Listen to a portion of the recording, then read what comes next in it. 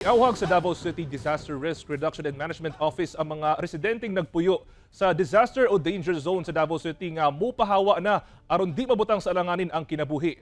Apan tubag sa mga residente, wala sila'y kabalhinan. Ani ang report ni Jandy Esteban. Gitukuran na balik og pader ang bahin ni ining balay nga nahugmak tungod sa landslide sa Purok 5, Barangay Tigato, Davao City niadtong nakalabayng semana. Nunot sa way puas ka pagulan. Sa maong insidente, namatay ang usa ka lalaki nga anaa sa balay sa ubos nga bahin, human matabunan sa midahiling yuta. Nagpahigayon og inspeksyon ang Davao City Disaster Risk Reduction and Management Office sa lugar ug nakita ang kadelikado sa area. Si Nanay Imelda, sukad 1993 pa nga nagpuyo sa lugar. Apan, bisan delikado, wa daw sila'y mahimo kay wa sila'y kabalhinan. Nervous ma'am, oy. Ginervous jud mi kay saon na lang ba kung kantahay. Makuan pa gyud to ang yuta. Siyempre dili man jud yun paingon man gyud sa ubos do. Kami ang gyud ang maalaot. Magpabilin gihapon mo diri kay basin any. Amo maning luti lang ang lain pud kayo among biyaan, wala man mi kapuy-an.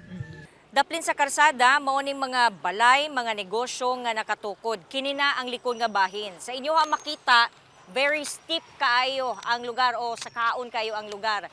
Busa panahon nga magsunod-sunod ang pagbunok sa uwan, delikado kaayo sa landslide o pagdahili sa yuta. Ang nakapait pa, dunay mga residente, mga balay nga nakatukod sa ubos nga bahin niini. After atong landslide, wa mo na balakan dire?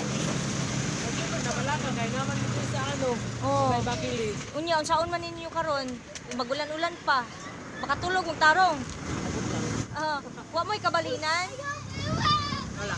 Mao gani among gikabalakan kay basig maligid pud among balay nga among gihigdaan diri ba. Samtang ang mga nagubaan og balay daplin sa sapa human bibigay ang Gabyon Dike sa Auhag Subdivision sa Barangay 19B, nagpabiling nagtiner sa gymnasium kay gibawalan pa sila nga mobalik sa lugar.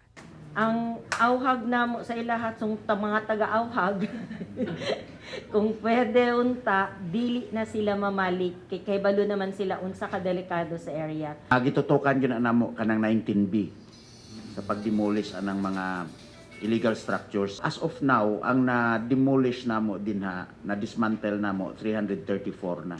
Sumala sa CDRRMO, dugay na nilang problema ang mga residenteng nagpuyo sa disaster-prone areas. Ingon man ang pag-relocate kanila.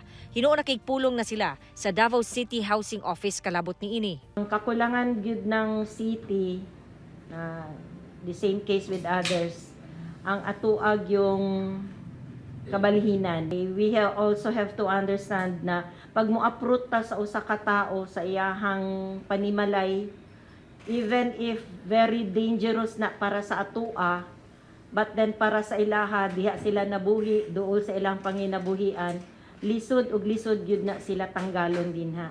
Maong kinahanglan pa gyud daw og mga relocation site ang syudad alang sa mga residenteng nagpuyo sa disaster-prone areas. Ang guidelines gyud sa atua karon is if in case we will be developing a relocation site for those families nga nasa mga danger areas, we have the government must see to it also na ang kabalhinan nato sa ilaha naa sila'y magiging source of income, duol ang mga bata sa eskwelahan. Kauban si Jojo Solarte sa kamera. Ako si Jandy Esteban para sa At Home with GMA Regional TV.